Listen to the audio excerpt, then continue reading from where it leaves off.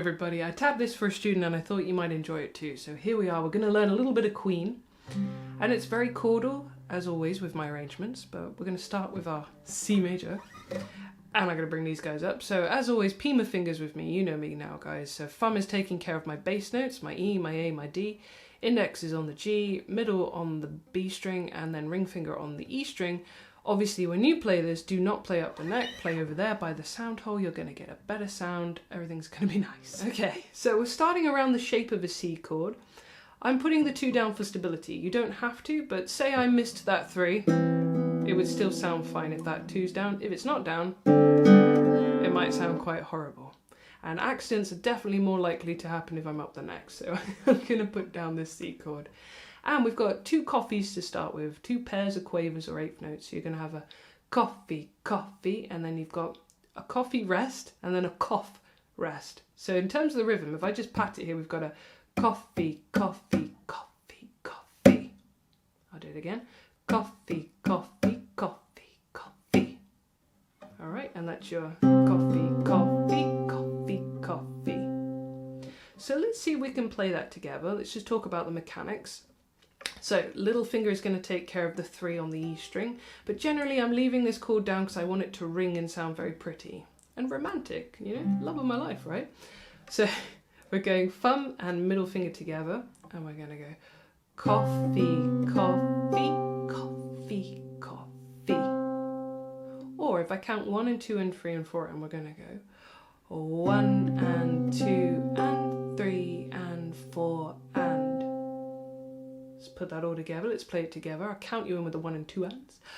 1 and 2 and 3 and 4 and 1 and 2 and 3 and 4 and.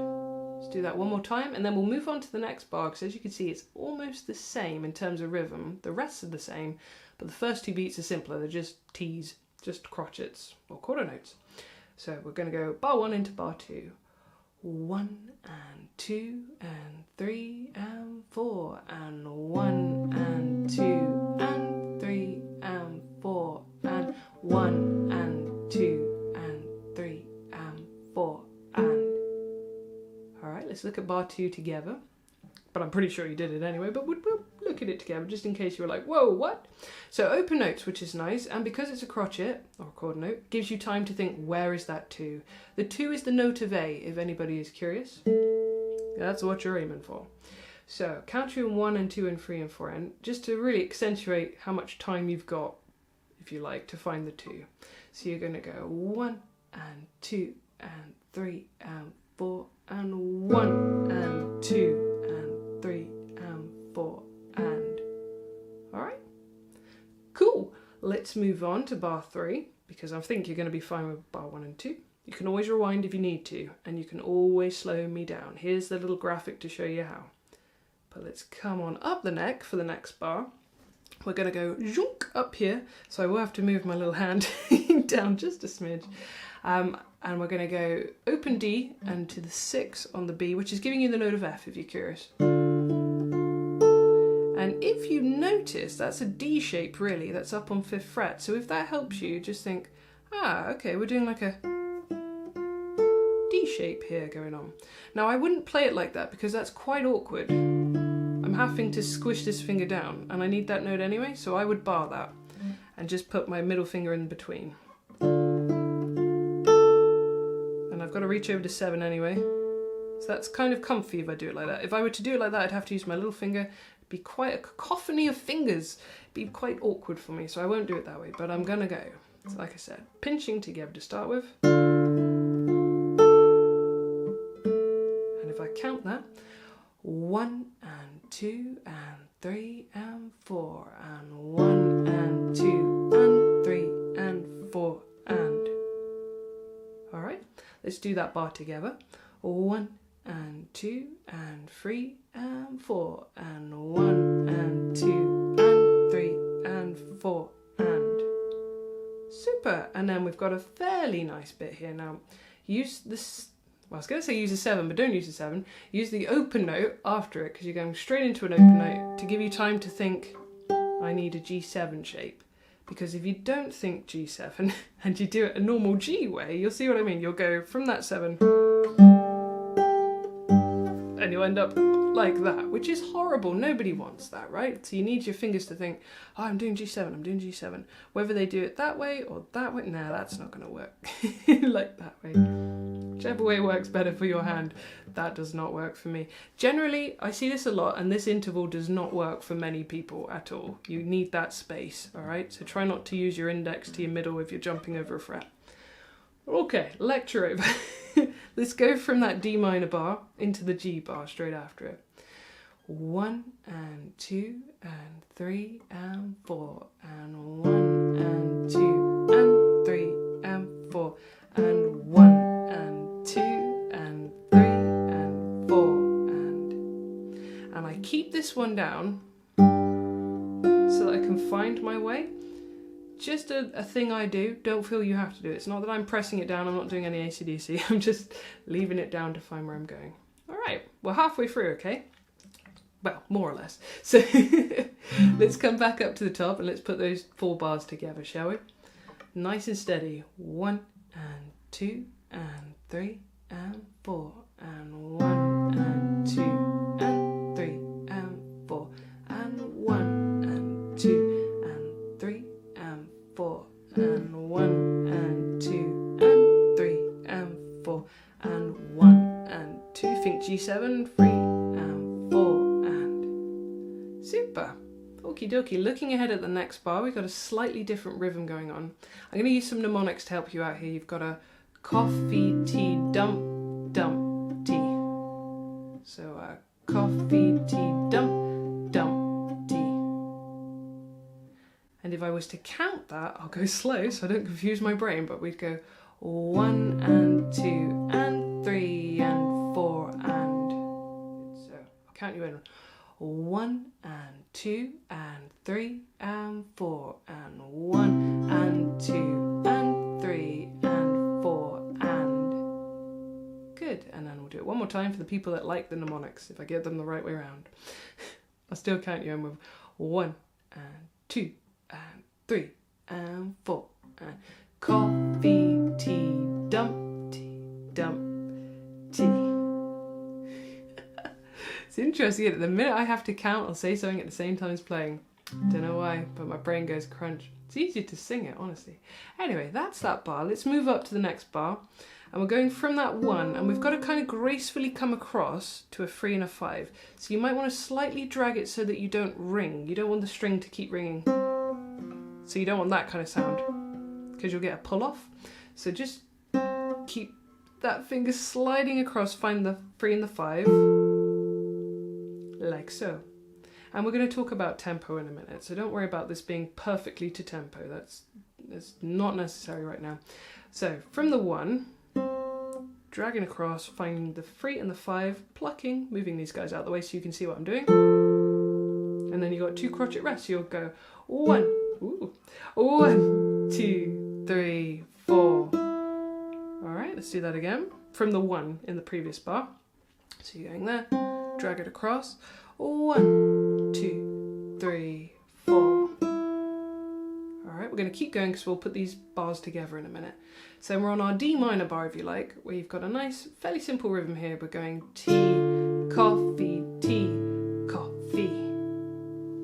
moving this hand back up because the cheeky monkey tried to hide. So we're going tea, coffee, coffee. Alright, or if I count it, 1 and 2 and 3 and 4 and... Alright, and again, 1 and 2 and 3 and 4 and... So fairly friendly. Let's rewind back up to bar 5, that C bar, that one. And let's see if we can keep going up to this bar, this D minor bar. So that's 3 bars we're going to put together. Let's do it. So 1 and 2 and 3 and 4 and 1 and 2 and 3 and 4 and 1 and 2 and 3 and 4 and 1 and 2 and 3 and 4 and... Super, well done. And if you need to do that again, please do rewind it. Do it as many times as you need to.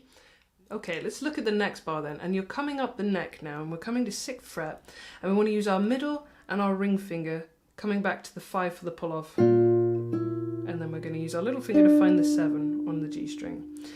We wouldn't do it this way because everything would be in the wrong position. You get a very awkward pull off, and nobody wants an awkward pull off, guys. Okay, so middle finger at the top, and we're going to go coffee. Actually, because we have 3 quavers, shall we have a Jessica, guys? We could have a Jessica. That makes more sense, right? Jessica. And then we're going to shove ourselves right back down to 1st fret, the 1 and the 3. And you can either bar here for the 1 on the B string, and then find the 2, and then lift off. Or you could just move that middle finger back for the 1. So that's whatever works for you at that point.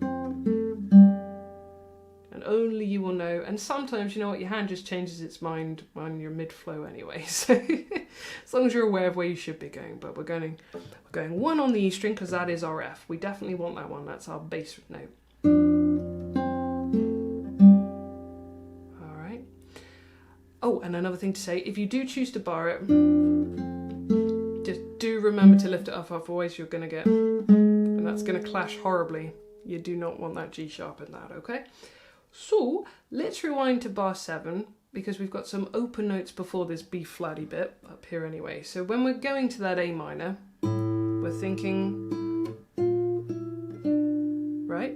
Otherwise, if we go, and then we're like, oh God, panic will set in. But use that open note as time to go, where am I going? I'm going up here. Now I know that's easier said than done, and believe me, I'm going to make my mistakes when I play it to you in a minute. I'm sure I will. But as long as you know what you should be doing, that's all right. So bar 7, where that D minor is, let's count you in. We'll go 1, 2, and 3, and 4, and 1, and 2, and 3. Come up the neck. 1. I had to stop there, guys. I was sounding slightly out of tune, and I was hitting it a lot. Let's quickly tune up and be right back. Don't you just hate that when you go out of tune? Never mind. Bar 7. Let's do it again. From bar 7. 1, and 2, and 3, and 4, and 1, and 2, and 3, and 4, and 1, and 2, 3, and 4, and... Cool. And well done for persevering there, because I know my brain goes a bit kaput when it tries to count and fiddle at the same time. So I'm going to do it one more time, but I'm not going to count because I'm sure I'll play it better that way. So same thing again from bar 7. I'll count you in there. 1, and 2, and 3, and 4, and 1, and 2.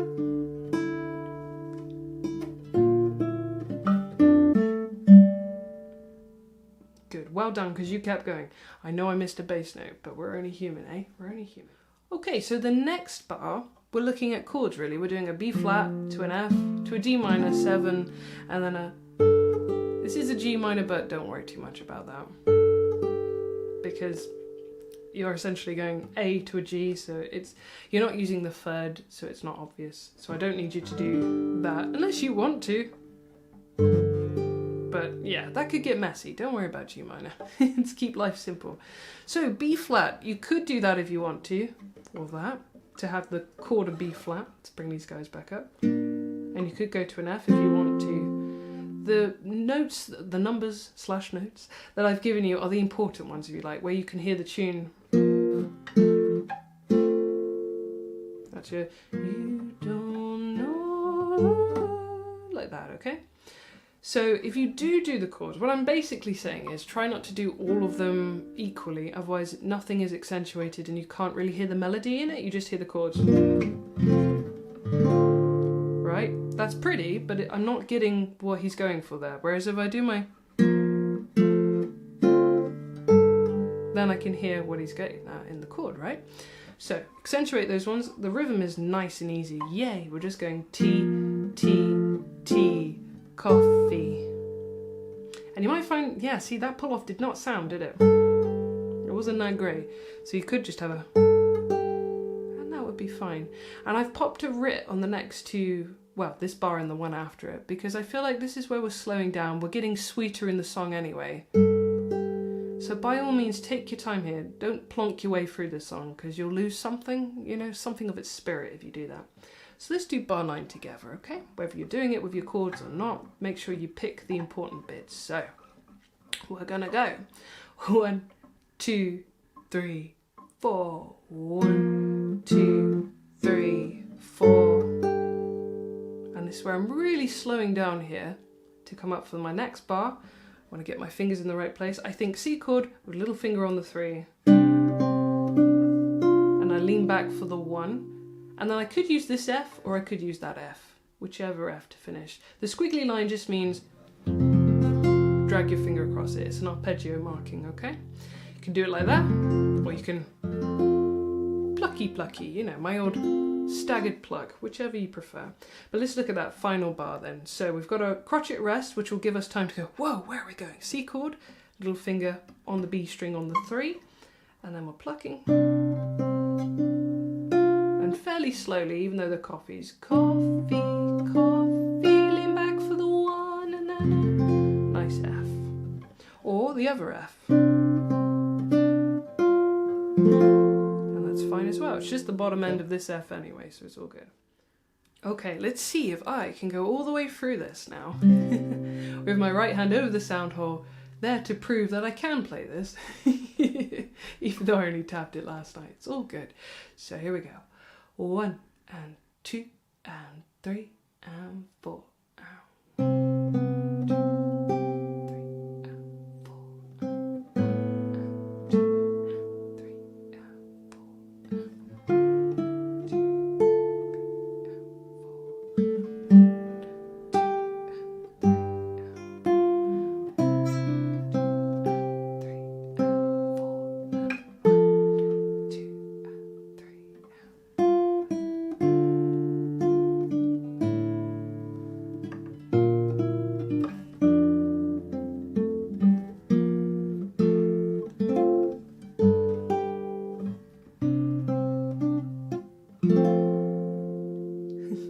So a few catches, but not too bad considering I am very fresh to this today and I haven't memorized it as much as I would like.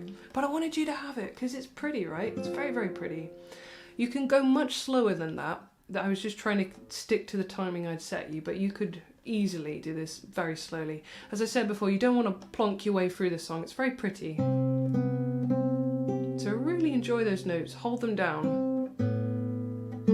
I know I don't tend to show ties as much on my tabs, and it's because of the software I use. I use Note Flight, and I find it can just be a little bit confusing sometimes when I put in minim rest and things like that. I'd rather you could see the mechanics of what's going on, so I've tried to make it really obvious. But do hold things down, because that C, if you hold it down, it's just beautiful, isn't it? It's just lovely. And same with this D minor. Just hold down that D shape and you'll get a beautiful song.